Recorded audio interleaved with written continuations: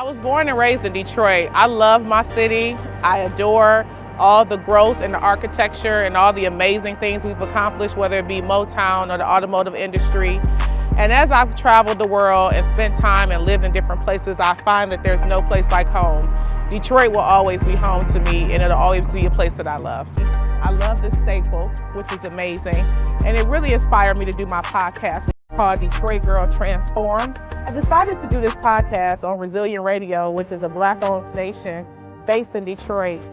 And it really highlights the transformation of my city while I, as an individual, was transforming. And what kind of people come out of Detroit, which are really people with hustle and grit, who are determined and also exhibit perseverance. The podcast will really focus on different people that have different phases of transformation, whether it be their finances, their well-being, their travel experiences, how they transform their relationships, how they transform their spiritual beliefs. Because at the end of the day, we all want the same thing, and that's what's best for our city, and that's what's best for our legacy and our future and our family.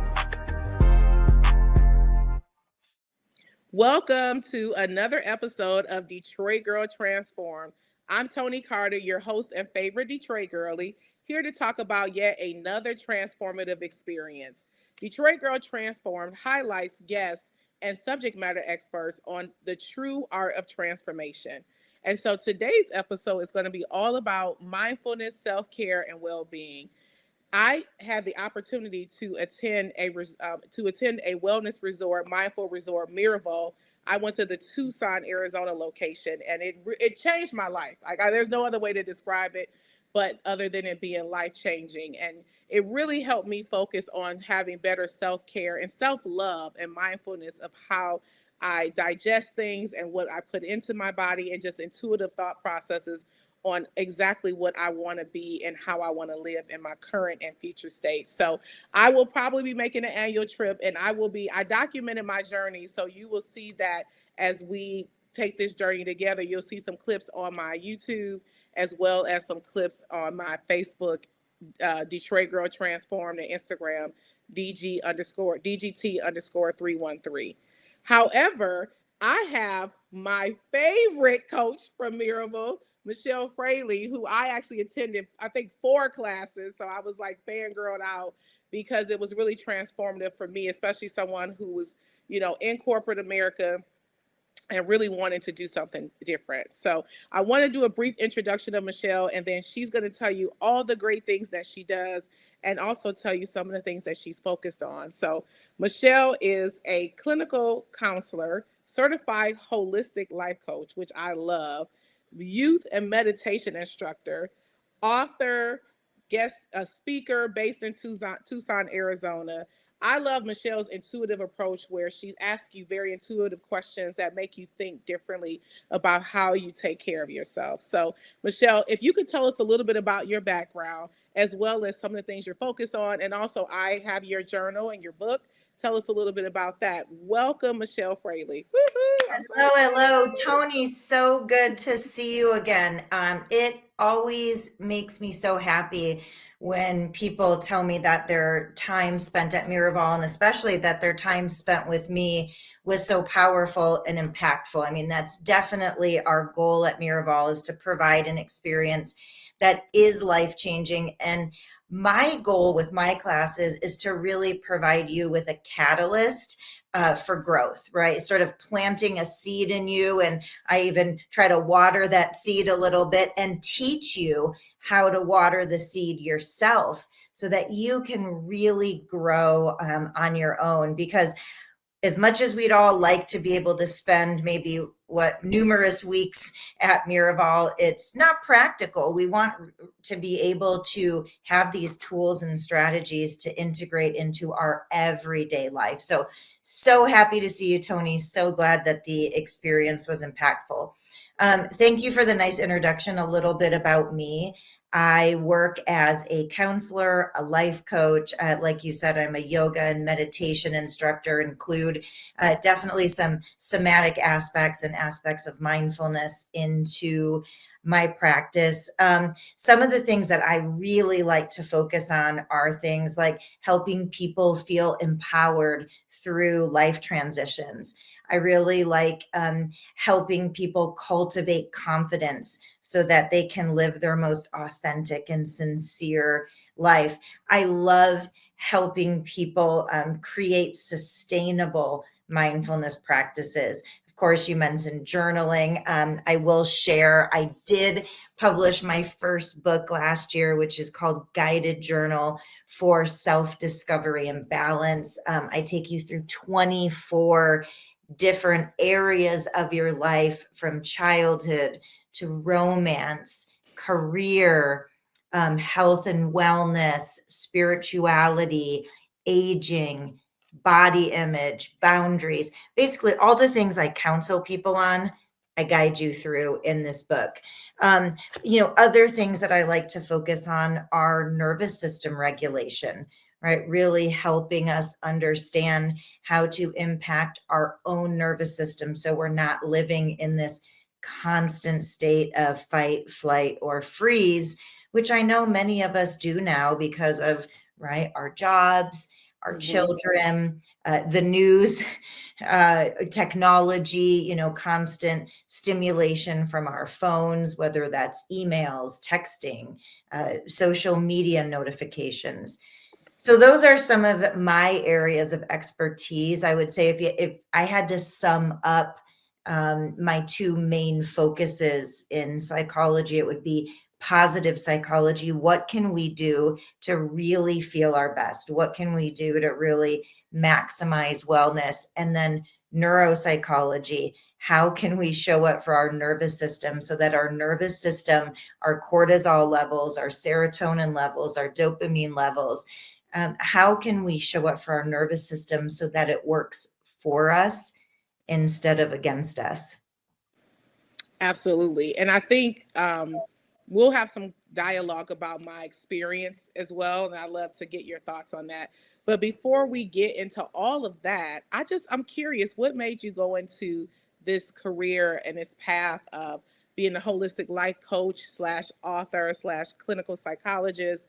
And what inspired you to do it? And what do you love most about this role? Gosh. Well, I'm going to take you way back. We'll probably go back about 30 years to my senior year of high school. Had never even heard of psychology, had no idea what it was, and randomly chose psychology as a senior elective to finish up my high school experience. And I think I was in that class a few weeks and realized this is for me.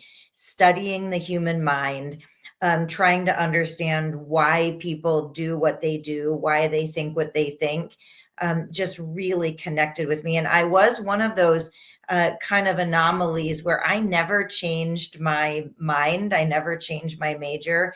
I went straight to college and received an undergraduate degree in psychology, went straight to graduate school and received a master's degree in clinical psychology. Started working as a therapist quickly thereafter graduation. And then just realized over the next 20 years that it's not just about the mind. We really have to take a holistic approach. We have to treat the whole person. So the body became a big focus of mine when I became a certified yoga instructor. Mindfulness became a big focus of mine. I've even trained in chakra energy healing, kind of tapping into that spiritual side. And then, of course, the holistic life coaching was just really a way to take the tools that I know about mind, body, and spirit and making them practical. Mm-hmm. Um, being able to present them to clients in ways that are actually integrative into like a normal person's everyday life. I often remind people, you don't have to do a lot of well-being. You have to do it with consistency. So helping people build habits around mindfulness, around positive self-talk, around journaling, all of those things were really important to me. So yeah, I like to say that I have a good mix of clinical and woo-woo, and can kind of mix those together to create a really strong holistic approach. And I think, to your point, it's really when your passion intersects with your purpose, right? And I feel like just from sitting in multiple classes with you, you're so comfortable. It's like you're just doing what what you love. And so it's the best path to me for anyone, because you see people effortlessly love to help others or effortlessly love to do what they're doing. And so I was just really inspired by how you have and I don't want to say a different approach. In full transparency, for those of us that live, many of us live very high strung, very busy lives.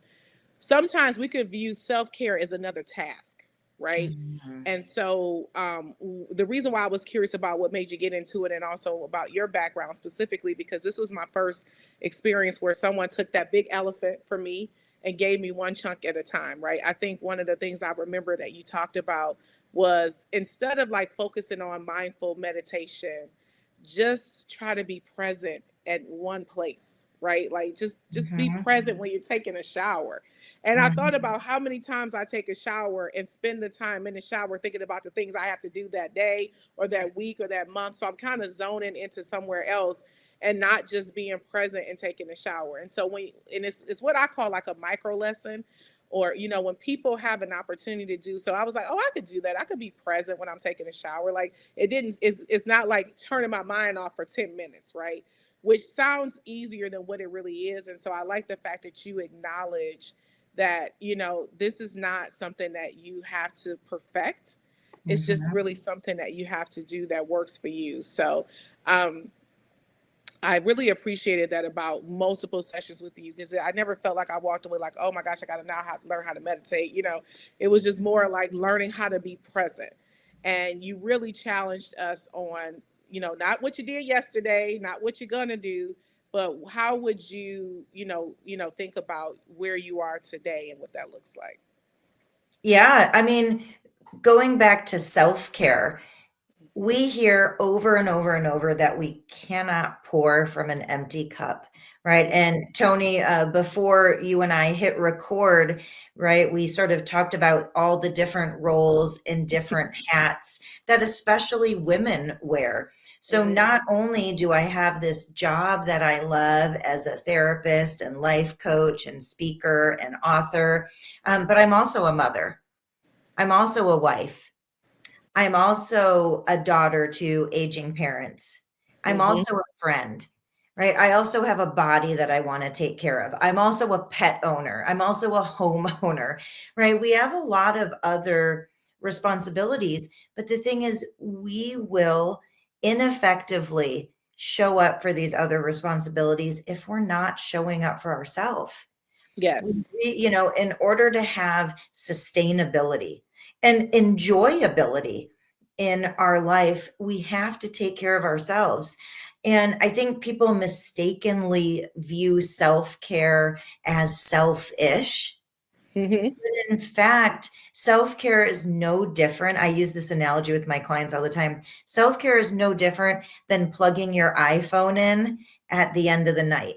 You would never expect your iPhone to continue to function if you didn't plug it in, if you didn't give it some juice. And that's what we need. We need juice for our mind and our emotional state. Mhm. We need to recharge our physical body, and we need to recharge our spiritual body. And those things are not luxuries, just like charging your iPhone battery isn't a luxury, it's a necessity for it to function properly. And that's such a good analogy, right? Because I'm totally okay with, at the end of the night, okay, I've overextended my phone, it's time to charge it and it's time for it to rest for the night. But I will not do that for myself. I Mhm. won't recharge myself, and then I'm running on empty and I'm not showing up as my best self. I'm probably a little bit more edgy and just not even, it's sometimes you can't even concentrate when you're burnt out. It's probably the most ineffective version of you, and you're trying to push through, but you're probably not demonstrating or performing at your highest potential, or living at your highest potential because of it. So and one of my favorite course that drew me in, I mean, I literally got off the plane, I hadn't even like had lunch yet after like a commute from DC to Tucson was your managing life transitions. I remember saying, I don't care what, I have to go to this course. Just a little bit of personal history. When I came to Maryville in January, I had several life transitions. I had recently been laid off from my role at a biotech company. I was starting a podcast. I had some things going on with an aging parent that was like a huge life transition for my parent. And so I was like, if there's not one course that I'm going to go to, it's going to be life transition. And so if you could just share a little bit about that course at Maryville and kind of what inspired you to teach a course like that, because I've never seen that kind of course connected to well-being and self-care. Yeah. Well, life transitions, even though they're inevitable, right? And they're sort of part of what Mm-hmm. makes us human, right? Without transitions, we're not going to have growth and evolution. But despite the fact that life transitions are inevitable, we still tend to have some resistance against them. We still tend to white knuckle our way through them. We still tend to try to distract ourselves from the emotions we're feeling when we go through them. We still try to control and find certainty around things that are absolutely uncertain when we're in these periods of life transition. So my goal with this class was to really provide some practical and tangible strategies that people could use to feel both more empowered and more at ease when they go through life transitions. And I like to describe empowerment simply as choice.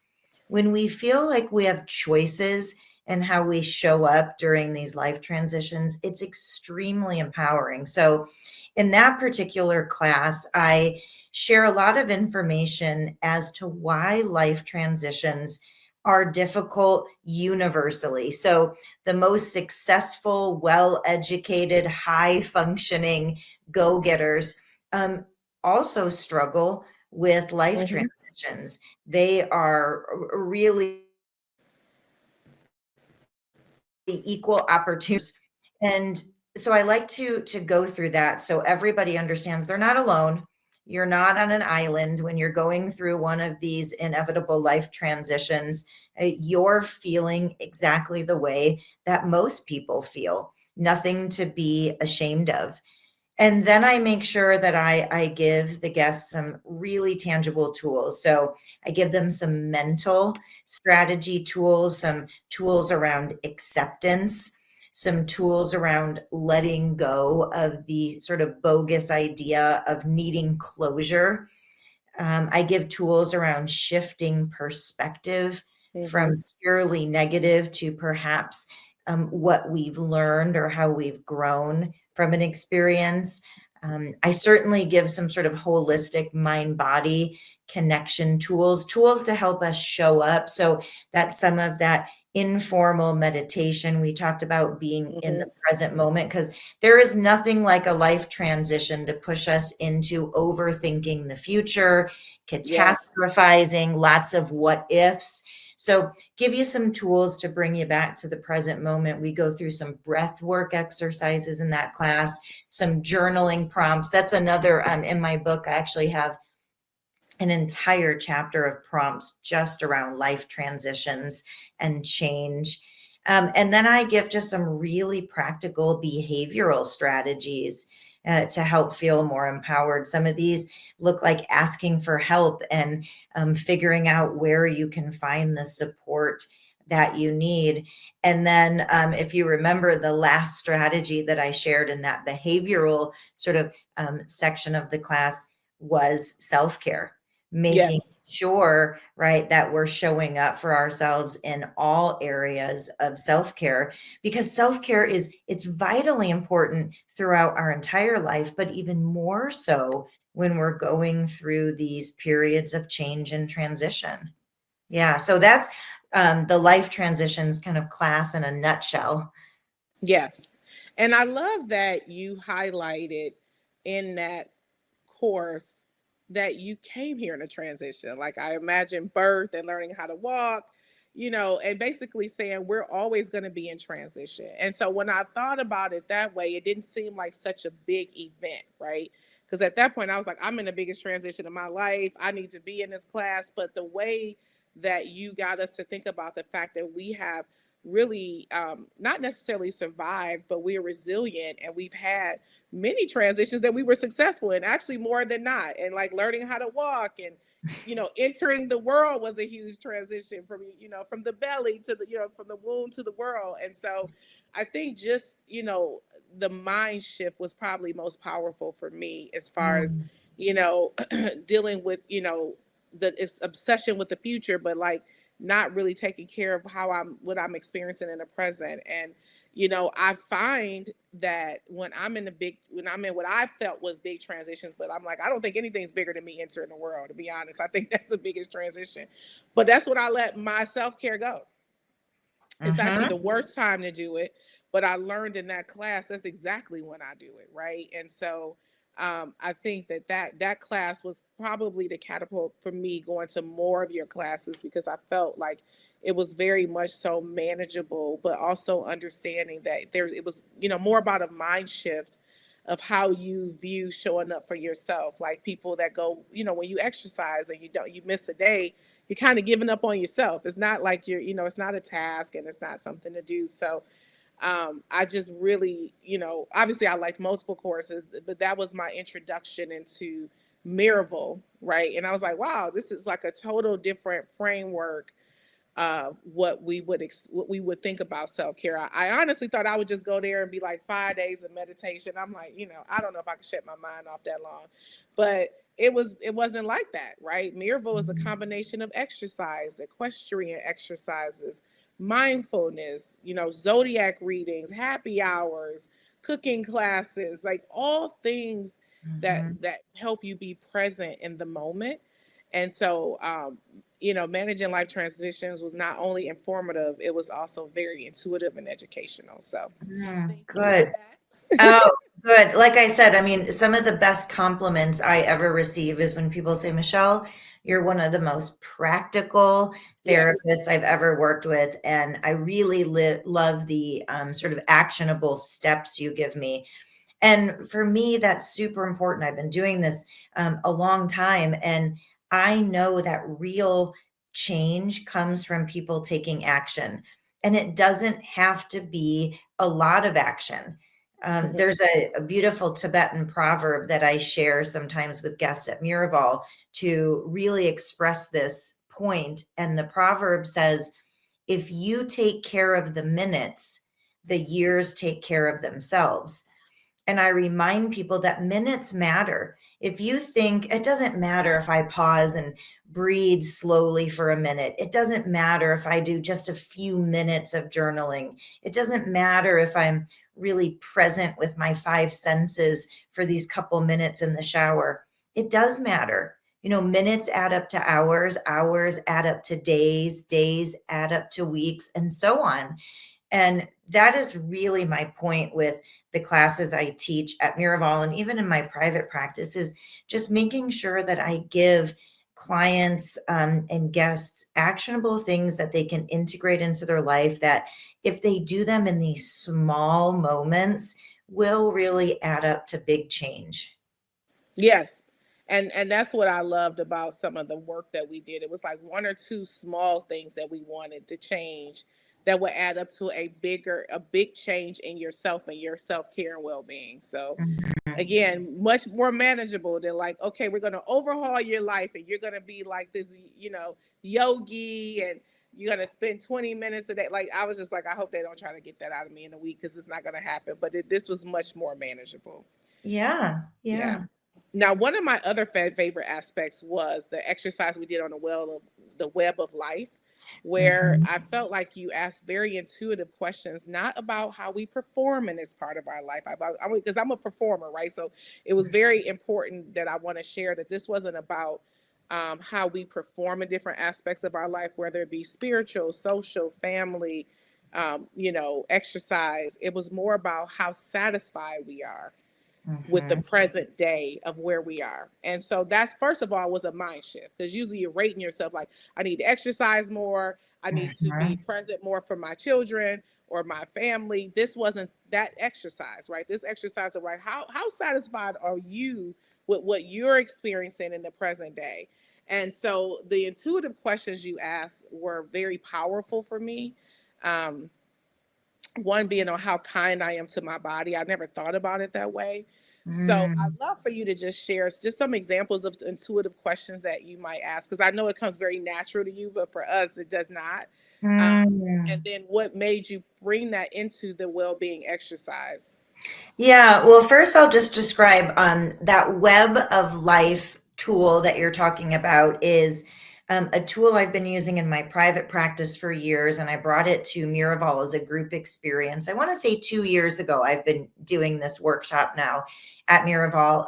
It's a tool that I specifically trained in during my holistic life coach training to really help people learn how to have a honest and compassionate holistic conversation with themselves, right? Mm-hmm. To have a really good conversation with anybody, right? We want to be curious, we want to be compassionate and kind, we want to ask engaging questions. And that's really my goal here, is to not only ask you intuitive questions during the exercise, but to sort of again plant that seed of conversation with yourself, how to learn how to ask yourself your own intuitive questions. Because truly, Toni, you and all of your guests listening, you really are your own best source of wisdom and guidance. You really do know you better than anybody else knows you. So it can be fantastic, like I said, to get a guided journal or to work with a coach or therapist who can sort of work with you in this process of asking intuitive questions. But I love for you to learn how to have some of these really sort of soul searching, if you will, conversations with yourself. But yeah, you're asking about some intuitive questions. So I'll go through a few of the areas of the web, and maybe just throw out a question or two that comes up Mm-hmm. for me, right? So with career and business, I often might sort of ask people if they can bring to mind a skill or two that they know that they enjoy showcasing, a skill or two that just really makes them feel good when they have an opportunity to use it. And then thinking about, does their current job present an opportunity for that, right? Does their current job really create a platform for them to showcase this particular skill that they know they're good at? In terms of environment, right? That physical Yeah. space that we surround ourselves with. I really like asking people to think about what feelings come up for them when they spend time in their home, right? Do they tend to feel peaceful, at ease? Do they tend to feel a sense of pride and enthusiasm? Do they tend to feel frustrated or annoyed? Maybe they even feel angry or disappointed. Deeper conversation with yourself, depending on what comes up for you, right? In terms of friendship or social life, one of the questions that really kind of gets people thinking is, I ask, how satisfied are you with the time and space you're creating in your life to nurture and honor these friendships and relationships, right? Many of us can make a list of good friends and people that we care about, but are we really taking the time to nurture and honor those relationships, or are we just hoping that they're self-sustaining? Right. So Yes. that's a really important question. With health and fitness, one of the questions I love to sort of get people thinking about is, does your current level of health and fitness allow you to participate in your life like you would really like to? Mm-hmm. Right? Or does it hold you back? Are there things that you'd like to be doing and you find that you're not doing them because of your health or your current level of fitness. So those are just some examples of some of the areas I take guests through on the Web of Life. There's actually 10 areas of life that we tap into. And I just love guiding people through this experience. It tends to be really impactful, especially for women who don't spend a good amount of time focusing on their own needs, right? Mm-hmm. Women in general love to show up, and whether it's personally, professionally, or both, love to show up supporting others, helping other people problem solve, holding space for other people's emotions, and don't give themselves that same courtesy of that curiosity and that compassion. So sometimes just having this opportunity to have an hour long conversation with yourself with these intuitive questions guiding you can be so reflective and so full of self-discovery and introspection that oftentimes, and I don't know how you felt at the end of the class when I give the homework assignment associated with the class, I tell people, give yourself a break. Mm-hmm. Don't jump into the homework right away. Go take a walk, go grab yourself a smoothie, just go sit outside and be, because it can be tiring to have. I mean, It think can. about having a really intense therapy session or a really intense conversation with a friend or family member for an hour. It can be emotionally draining. And Yeah. yeah, and same with that class, but of course, very impactful as well. But yeah, stuff definitely comes up for people. And I had so many discovery moments in that class. One of the intuitive questions you asked was, where do you spend most of your waking hours, right? And so I found that when I was in transition, unfortunately, there were days where I spent too much time in my bedroom, right? Just because normally I would Mm, be up going to work and working out and doing these things. And that environment affected me. And yeah. so once what I call micro change, right? Micro habit that I changed was I moved my laptop out of my bedroom. Like I was like, when I'm on my laptop, I'm either downstairs or in the office. I'm getting some sunlight coming in. I'm taking a walk, or I go to the gym. So just changing my environment, and it really impacted my self care, but also my mood. And Oh, so for I was sure. really, yeah. And that was an easy change, right? Like just don't be in your room all day, right? It's like you have this townhome with multiple rooms. Why are you obsessed with your bedroom? And it's actually not. It wasn't a good environment for me for most of the day. So some of the day, right, for rest and sleep, but not all day long. So Yeah, yeah. yeah. Well, we're going to take a break. This has been such an amazing, like, I feel like I'm back in Miracle again.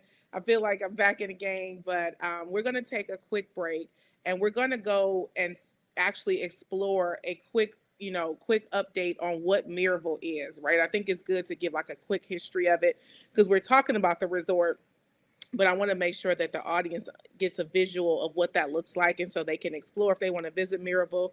And then we're going to go from that straight to a commercial break where we will have our sponsors who sponsor these transformative experiences and are also advocates for transformation do talk about their business, and that we're going to have advertisement from them.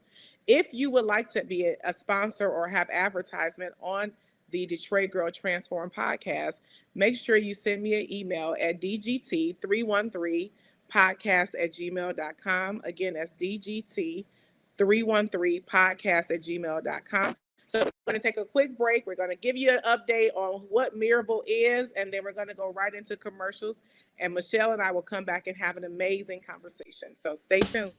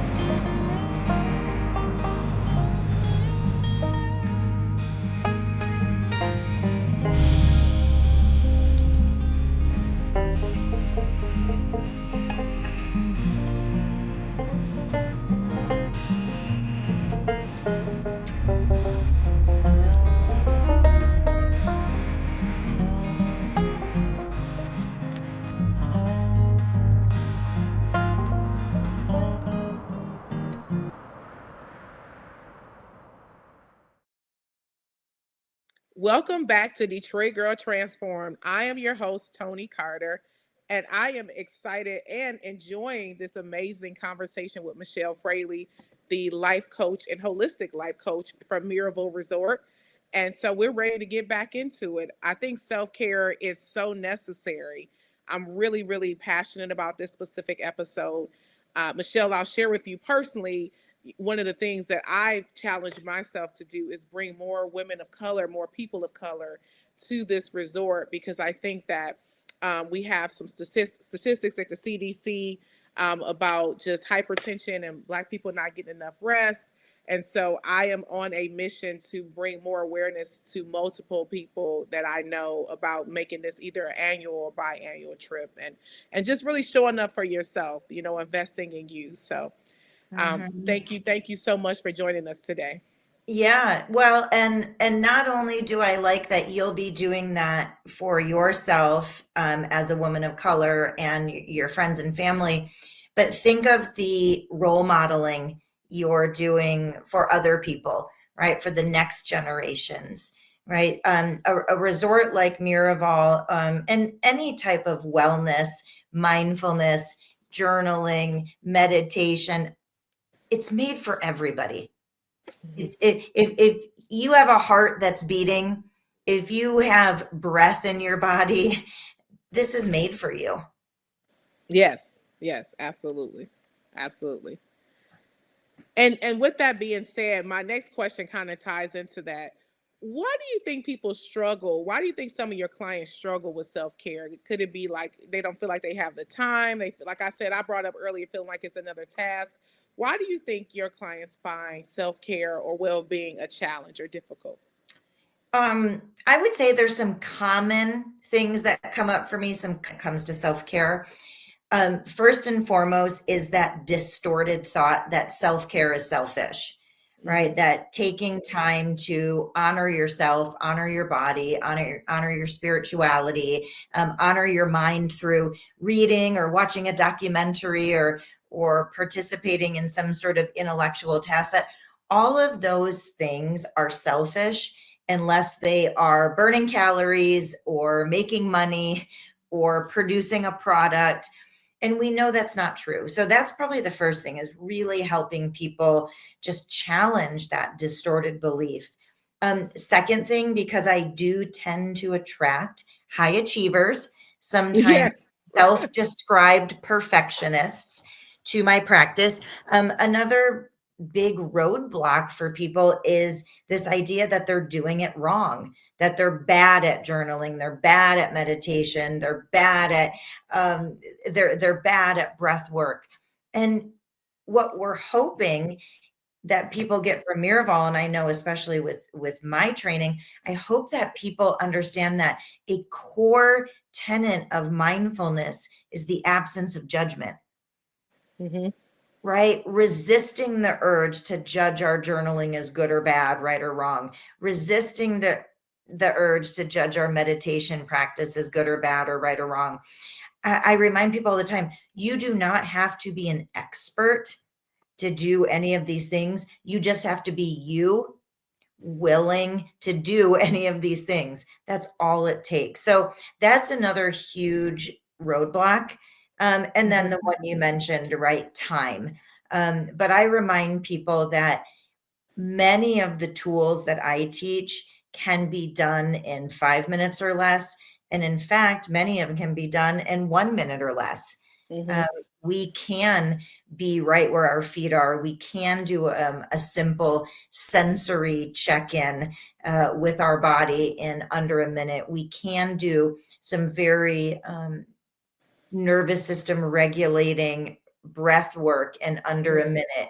We can pull out a journal and do a quick gratitude list or even fill out one journaling prompt in under a minute. So I think, again, that time is a distorted thought that we have, but it's definitely there and it serves as a roadblock for sure.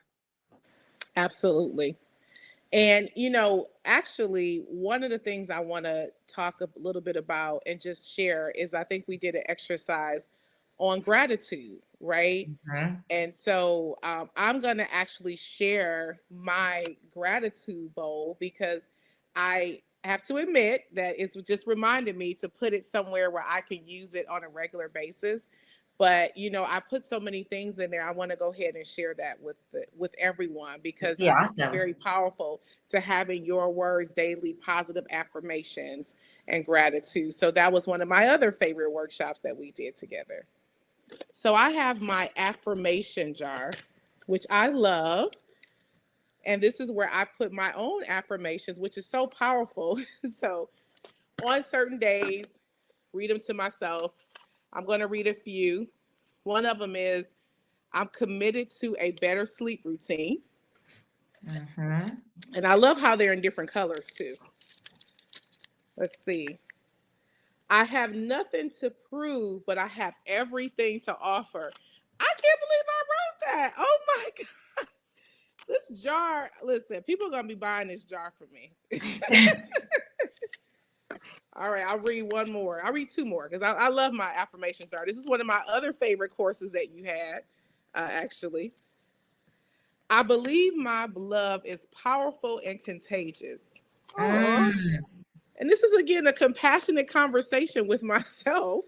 It You sure know, is. It sure is. And we know, Toni, we know from some current research that this use of affirmations and self-talk, it is in no way pseudoscience. It might mhm. sound a little silly, but we have some pretty substantial research in the area of positive psychology saying that this self-talk is powerful. We know that the way we talk to our children and our partners and our colleagues, we know that that's powerful. The way we talk to ourselves is equally as powerful. I know, because I could say these things easily to people, which is why I think my jar was full. I remember us talking about how everybody's like, you're just rich in affirmations, but I don't say them enough to myself. So I'll Yeah. read my last one that I pulled from my affirmation jar. And I encourage everyone to just do a positive affirmation jar where you speak to yourself. And on certain days, you just pull it out. Maybe every day you start your day out by pulling out your affirmation. I Mm-hmm. choose an environment that best serves me. And so I even forgot all of this I wrote. I'm putting my affirmation jar by my bed. When I get up in the morning, I'm going to pull out of this jar and start my day. So, I think, again, this was to me just an example, Michelle, of something that I found to be very easy that takes not even a full minute. It takes me 10 seconds to pull an affirmation out of my affirmation jar and make that a part of my daily practice. So, Yeah. And I look, Toni, you did it. You did mm, it. You could see that affirmations matter because an affirmation you had in that jar was, I'm going to choose an environment that works best for me. And you already said you recognize that staying in your bedroom all day wasn't working for you. no. Right? You already started to align with your affirmations. And that's where the magic is. It's when that self talk doesn't just make us feel good, but it actually prompts us to take action so that we feel even better. Yes, absolutely. I Yeah. mean, I feel better just from my affirmations. And I'm like, this is what I wrote to myself. It's so powerful. So I recommend that everyone is just you get colorful paper, you write down affirmations to yourself, and you pull out one or two a day, and there you go with your affirmation jar. So very, very powerful. The other question I have, and I'm always curious about this, I call it the support for the support. What is in your self-care toolkit? Like what's in your toolbox? What are some things you do for your self-care? Because I'm always fascinated with someone who is an expert in it, but what do you do for yourself, right? Because that's how we connect. Yes. So I can tell you that I have a morning routine that is sacred to me, absolutely sacred. And I protect this morning routine as much as I can. And that morning routine includes journaling, it includes meditation, it includes prayer. It includes some type of movement, whether it's a walk outside or an exercise class, yoga. And it also includes a Spanish lesson in order to really Okay. stimulate my mind. Now, somebody might hear that and they think, well, I don't have, 4 hours in the morning to do all this. I don't spend 4 hours doing all of this. I've really streamlined it And in general, I do this routine with everything I said: journaling, meditation, prayer, um, movement, all of those things. And it takes me around a little under an hour and 45 minutes Oh, ish wow. to do all of that. And listen, I don't have that amount of time every day. And maybe it looks like my meditation is 5 minutes instead of 10.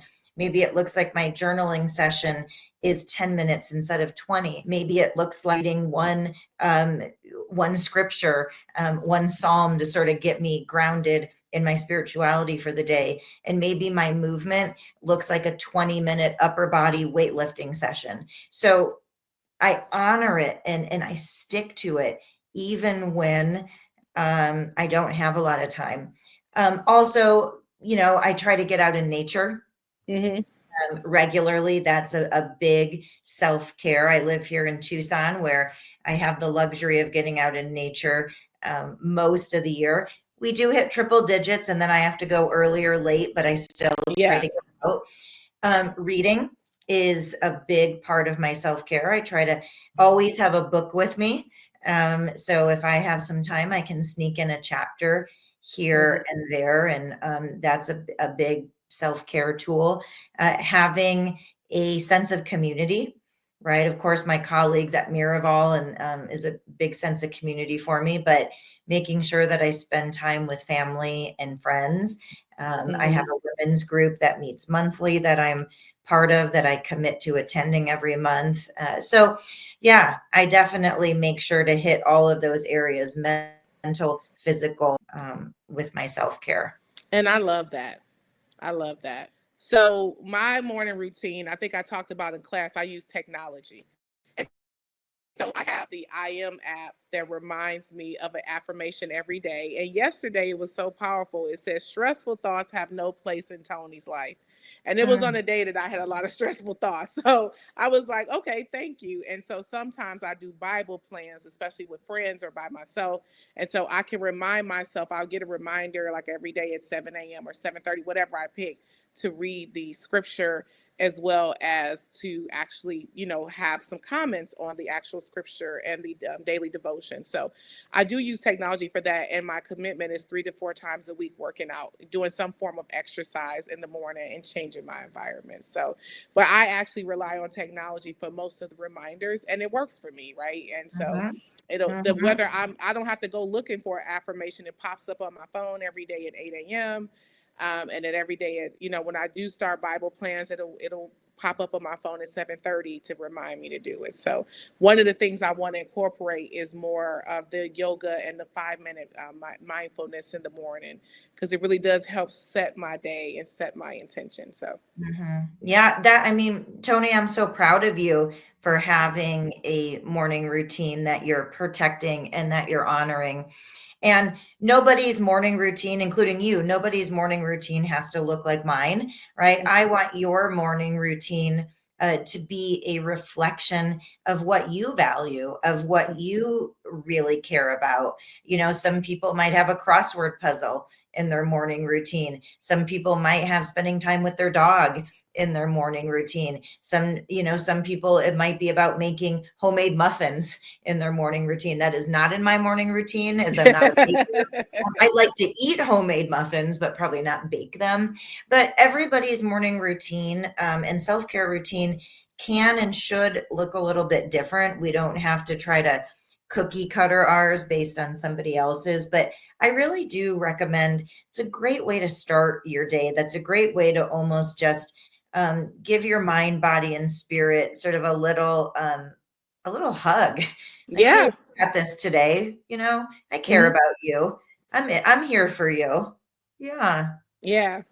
And just kind of in our closing thoughts, I think we talked about it throughout the session today. Why self-care, being intentional and setting intentions for yourself and not giving up on yourself is very important, because I think we talked about earlier, if your cup is empty, you can't fill anyone else's up. And you got to recharge your battery. Is there anything else that we missed about why, really being intentional and focus on your self-care and well-being is important? Yeah. I mean, I think with the news and our political climate being Mhm. the way it is right now, I think learning how to have intention and be proactive about your energy is so incredibly important, right? Because Yes. what's the opposite of proactive? Reactive. And when we're reactive, when we're living in this sort of mode of just reacting to everything that's happening in the news, everything that's happening in politics, everything that's happening on our televisions, everything that's happening on social media, if we're continuously reacting to that, we're giving all of our power away. And that's when we start feeling powerless. We start getting a little bit of that learned helplessness, victim mindset.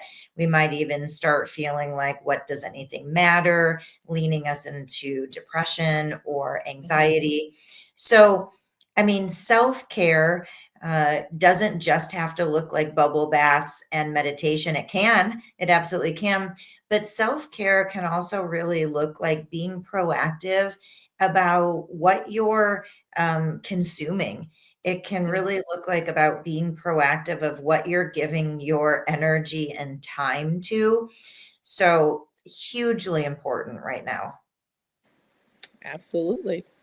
Well, Yeah. I can't believe that our time is already up. I first of all want to thank you so much for coming on and sharing some amazing nuggets with us on really well-being and showing up for ourselves. I think that that's what I learned the most at Miracle is like I was letting myself down, and I'm not any good to anybody, including myself, if I don't show up for me. And so I really appreciate, me sharing with you at Miracle that I was starting this journey of a podcast and you saying like, I'll be on your podcast. And I'm like, oh my goodness. And I was like fangirling out, but you Mm, really gave me some tools to really just be the best version of me, and it's less about a task and rating myself and my execution and performance, which I found it interesting when you said you attract a lot of high achievers because I'm one of those. I've yep, always for called sure. myself like Brene Brown. I'm a recovering perfectionist. I'm still a work in progress, but this is really about leaning into your present day and being present with yourself. And so I hope that this encourages everyone in the audience to kind of do a little bit of time blocking and just really show up for yourself and invest in the tools and the resources on how to do that. Shout out to anyone who's been to Miracle. Definitely send me an email or text with your journey at Miracle because I think it's a really transformative experience. So it aligns with the podcast focus on transformation. But thank you so much, Michelle, for joining us today and Mm. setting our intentions. And I will keep my affirmation jar near me. And thank you to all of the audience for just showing up for yourself today. This is a topic that I think deserves the time, and so I encourage you to take the time to show up for yourself. And be sure to tune in next week as we talk about yet another transformative experience on Detroit Girl Transform. Happy Transformation Tuesday. Set your intention, make your affirmation jar, and be present with yourself. Bye. Bye. You don't want to miss next week's episode of Detroit Girl Transformed. This episode is all about the dating life in the DMV. And as a reminder, the DMV stands for DC, Maryland, and Northern Virginia. There will be some singles on there that are going to share their transformative experiences about dating. We have a dating coach, Miss Michelle Renee, who's also the owner and CEO of Single Mingle DMV, who's going to give us some transformative suggestions on how to change and transform our dating experience. And more importantly, you're going to just see us have a lot of fun. The singles will talk about their experiences, their preferences, what they love, what they've learned, and it's super, super engaging. So you don't want to miss this episode. Every Tuesday, 9 p.m., Transformation Tuesday, Detroit Girl Transform. We really spend time on transformative experiences of our guests and what that looks like on how they show up as their best self. So an episode on dating is absolutely necessary because that is, of course, a part of our day-to-day life. Even if you're dating your spouse or your partner, dating is fun. I love to flirt, and I'm looking forward to this episode. Tune in next Tuesday, 9 p.m. Eastern Standard Time for Transformation Tuesday on the Resilient Radio stream. It's transformation time, baby. Are you excited about this journey of transformation? Let's take this journey together. To continue on this journey with us, each episode will have various examples of transformation. Be sure to subscribe to the Resilient Radio Stream on the YouTube channel and turn on your notifications so you can get updates. It's transformation time, baby.